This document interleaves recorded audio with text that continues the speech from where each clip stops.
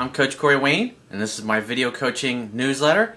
And the topic of this newsletter is going to be why you don't get second dates.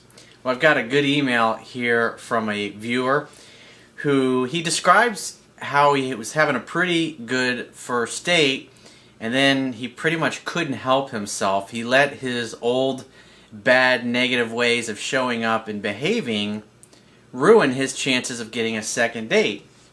And if you're a guy who is currently like I once used to be, where you meet a girl and you really like her, she's into you, you go out on one date, and then you just see somewhere, some way throughout the evening, it's like the more time you spend together, you can tell she's getting turned off and losing attraction for you.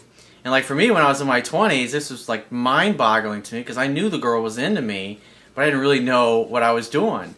But even in some cases, people know what they shouldn't do, but it's like they can't help themselves. It's kind of like if you've ever been around little kids and the mother says, "Don't touch that, it's really hot." The kid looks at her and he grabs it and he burns himself and freaks out. And it's just like sometimes you got to learn. It's like eventually you get burned enough times, you realize it's just not a good way to go. So along those lines, I got a quote that I'd like to share with you.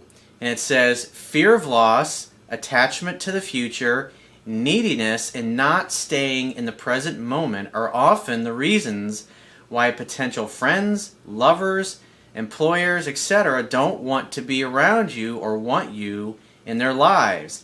Actions and words based upon a low feeling of self-worth, a lack of self-love, or a general feeling of inadequateness will cause you to give off a weird and awkward vibe around other people that repulses them.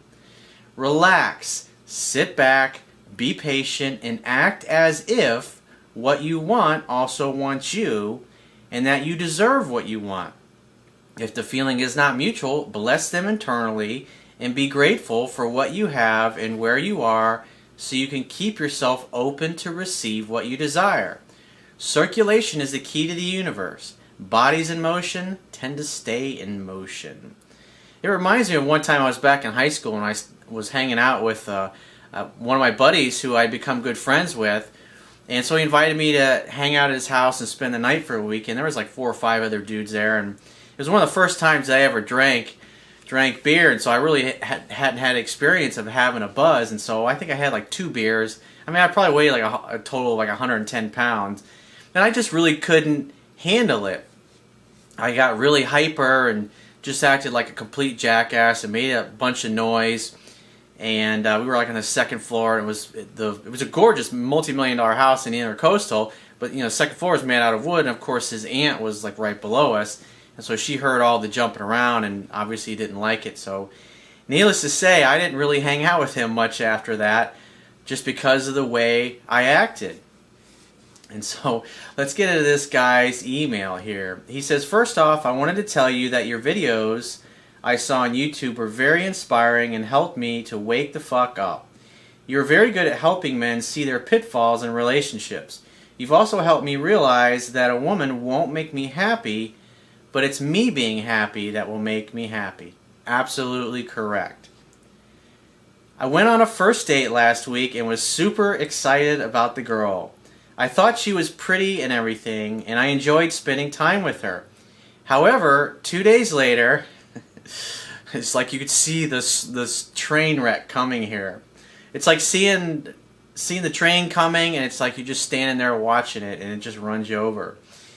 He says, "However, 2 days later, I got impatient, and I started texting her about her attraction level for me, instead of letting things develop on their own." So in other words, you start confronting her, what she thinks about you, what she feels about you.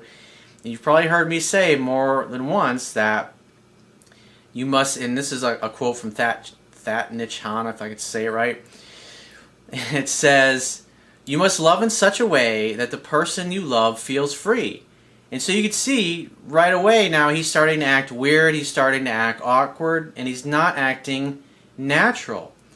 And so that creates a weird kind of vibe. He's not acting like a normal, healthy person that's well adjusted, has a good, healthy self-esteem is acting. He starts to act kind of creepy and weird.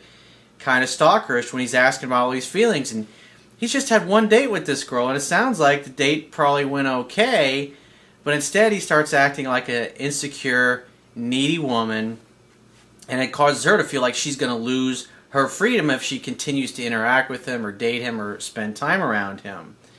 So listen what happens next. He says, she then said that she isn't ready to get into anything. Like, how many videos, how many emails have I answered where it's like the first thing, I'm not ready for a relationship, I'm not looking for anything, because she could tell right away he's already thinking relationship, commitment, let me lock this girl down. And he's been on one date, probably hasn't even kissed her or anything. So he says, and she then said that she isn't ready to get into anything and that she sees me as a friend. Nice, good job, buddy. He says, so she basically friend zoned me.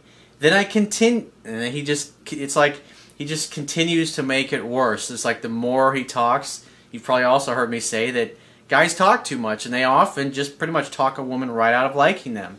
So she probably felt attraction for him, and then he just continues on to the point where it's like he just couldn't help himself. And a lot of guys have that problem. Even when you tell them what to do. I mean, I've had this experience many times coaching clients over the years. And even before I got into coaching people, I would have friends that I would give advice to, and they'd be like, all right, I know exactly what to do. Awesome, man. Thanks for the advice. And then I'd see them the next day at the office, like, hey, man, how'd it go? How'd it go last night? Oh, you'd see that look in their face. You're like, come on, man, what did you do? And it's like, I couldn't help myself. He says, then I continued to tell her how beautiful I thought she was. So now instead of giving an authentic compliment, now you resort to bootlicking and ass kissing and trying to use compliments as a bribe for her continuing to see you. And it's like I did a video a while ago where, and I talk about this in my book, it's better for the average guy to learn this stuff just to stay away from compliments, because they get on a train of thought and they get nervous, they get all wrapped up in their head and they're thinking about the future, and instead of being totally in the present moment. And he literally just talks her right out of liking him. He says, then I continued to tell her how beautiful I thought she was, and she said she appreciated my honesty and that there are tons of women out there. You'll often hear things like, well, there's much better girls out there for you than me, and I mean, you hear all kinds of things like that. He says, I'm kicking myself in the ass right now because I feel like if I would have been patient, I probably would have been her lover instead of her friend. Yeah, it's like, see, he knows that he's fucking up. It's like he couldn't help himself. And the definition of insanity is doing the same thing over and over again, expecting a different result. If you keep doing what you've always done, you're going to continue to get what you've always got. And these are the kind of things that, it's like, this reminds me of exactly the kind of shit that I used to do when I was in my 20s. And it's just you eventually get to the point where you're just like, man, I wrote about this in my book. You get to the point where you're just like, I'm fucking tired of this. I'm tired of never getting past the first date. It's like you kind of start to grasp what's going on. And like for me, what I realized is that despite these feelings and these urges when they were coming up, I was like, I'm going to follow the script that I've learned, and I'm going to trust that, because I fucked it up every single time, 100% of the time when I've been with a girl I really dug. And it's like when you get to the point where you're tired of losing out on these things, you're tired of the rejection, you're tired of seeing things go sideways and not help yourself, because at the end of the day, you're the one who's not making a conscious choice. And what's really going on here is you're acting needy, you're acting unworthy, you're treating her like a celebrity, you're treating her like you don't deserve to be with her. And the words and the tone of your voice and the things that you're doing. And of course, she has no choice but to agree with you. He says, this has been a common pattern of mine, professing my love too early and trying to assess her interests. At the end of the day, it's like I say this all the time, you should act as if all women want you. Period. And come from that place. But instead, what you're doing is you're acting like this is like the first girl you've ever had a date with, and like she's somehow the last woman that you're ever going to talk to and ever going to go out with. And you just literally chase her right out of your life. And you shouldn't talk about feelings. It's let her talk about those things. It takes 2 months of solid dating, and that's where you're doing pretty much everything right. For it's usually in week 7. It's like, I mean, you can set your watch to it. It's like I have thousands of clients all over the world, and when they follow the things that I teach, it's like clockwork. It's usually right at week 7 that she starts talking about, where is this going? Where do you see us going? Do you see us being together long term? Or that she starts talking about I love you. And that's why it's always better to wait and see and let her do it. Let her talk about those things first. Because if you're bringing them up, 99.9% of the time, you're bringing it up too soon. And it's not because you're bringing these feelings up because it's what you really feel inside.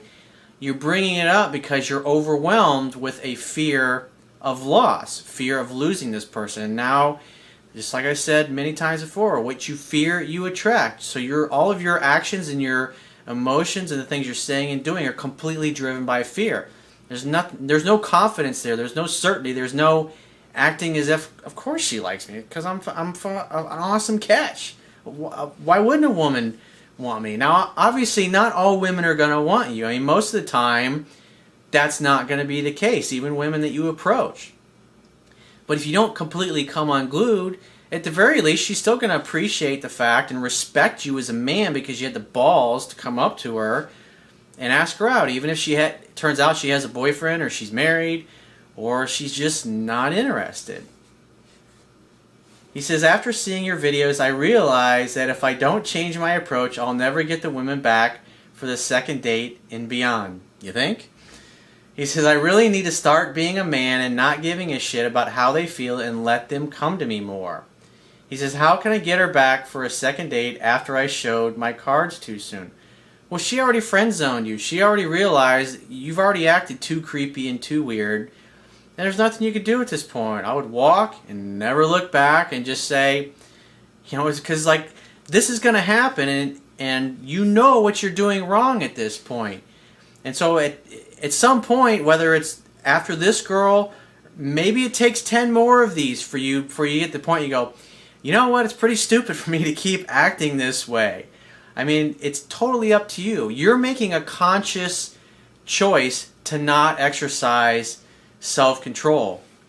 And if you don't believe me that you can exercise self-control, anybody that's watching this goes, oh, I just can't help myself. I say bullshit to that.